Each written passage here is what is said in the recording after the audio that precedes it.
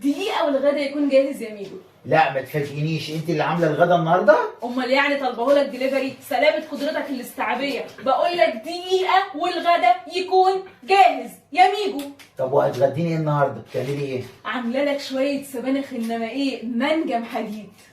انا ايه اللي هيفرحني بالحديد يعني والسبانخ؟ انت متجوزه ابو هشيمه؟ جرالك ايه؟ ما انت طول عمرك بتحب السبانخ. بحبها ماشي، ما اختلفناش، بس يعني كنت عايز احس انها مش مفروضه عليا يعني تيجي تساليني كده تتغدى ايه يا واد يا ميكو؟ حاضر، تتغدى ايه يا واد يا ميجو؟ اكل بطاطس. حلو، اختيار ممتاز. عايزها بقى ازاي؟ يعني ايه عايزها ازاي؟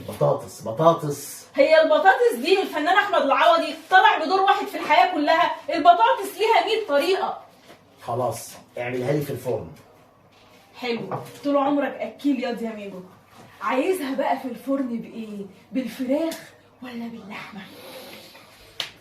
باللحمه. برافو عليك، طول عمرك ذواقه. عايزها بقى اللحمه دي ايه؟ الملبسه دي يا ريت. ولا عايز اللحمه التانيه اللي هي مدهنه ومزفلطه كده؟ ايوه زفلطيني. ولا اقول لك انا شايله عرق فليتو في الفريزر مكتفاه كده. عرق الفليتو ده انا ممكن اطلعه واعمله على اغنيه العدل فوق الجميع وبيعشقوا المخلوق. خلاص خليها فراخ، بطاطس بالفراخ بلاش لحمه. انا طول عمري بقول الفراخ حلوه. عايز بقى الفراخ دبابيس ولا صدور؟ انا بحب الدبابيس بقى موت بقى بدبس الرمان، بتعمليها حلو. بس عارف انا لاقي شويه تكات وحركات كده في صدور الفراخ تحفه. خلاص يبقى اعملها بالصدور. بس انت طول عمرك بتحب الدبابيس. طيب هعمل ايه يعني؟ دبسيني. بس عارف هتفوتك تكاتي وحركاتي. خلاص تكتكيني. طيب عايز نعمل لك جنبها ايه؟ اعمل لك جنبها مثلا ستيك بصوص المشروم، اشرميني. ولا اعمل لك شويه كريسبي من اللي بيقرمشوا دول، عارفهم؟ كسبليني.